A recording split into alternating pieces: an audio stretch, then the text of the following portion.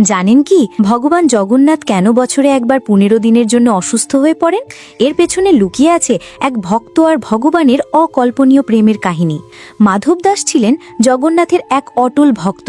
স্ত্রীর মৃত্যুর পর তিনি সংসার ছেড়ে পুরো জীবনটাই প্রভুর সেবায় উৎসর্গ করেছিলেন। তার গভীর ভক্তিতে স্বয়ং জগন্নাথ বহুবার তাকে দিব্য দর্শন দিয়েছিলেন। কিন্তু একদিন মাধব দাস গুরুতর অসুস্থ হয়ে পড়লেন। দেহ ভেঙে যাচ্ছিল, তবুও তার জিহ্বা থেকে নাম বেরোচ্ছিল জগন্নাথ জগন্নাথ। তখন ঘটল অলৌকিক ঘটনা। ভগবান নিজেই মানুষের রূপে নেমে এসে তার সেবা করতে লাগলেন।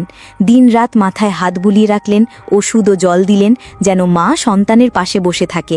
কিছুদিন পর মাধব দাসের জ্ঞান ফিরলে তিনি দেখলেন স্বয়ং জগন্নাথ তার পাশে দাঁড়ানো। তিনি কাঁদতে কাঁদতে বললেন, প্রভু, আপনি ত্রিলোকের অধিপতি, ইচ্ছে করলেই তো আমাকে এক মুহূর্তে সুস্থ করতে পারতেন।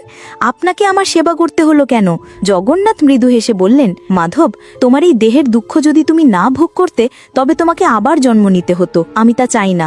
তোমার ভাগ্যে আরও 15 দিনের কষ্ট ছিল, সেই দুঃখ আমি নিজের ওপর নিয়ে নিয়েছি। সেই দিন থেকেই বিশ্বাস করা হয় ভগবান জগন্নাথ প্রতি বছর 15 দিনের জন্য অসুস্থ হন। ভক্তের দুঃখ নিজের দেহে ধারণ করার সেই লীলা স্মরণে তাই পুরীতে বিষময় মন্দিরের দরজা বন্ধ থাকে, কারণ ভগবান তখন বিশ্রামে আরোগ্য লাভ করছেন প্রেমের জন্য। যদি সত্যিই জগন্নাথের উপর বিশ্বাস থাকে তাহলে ভিডিওটি লাইক ও সাবস্ক্রাইব করুন।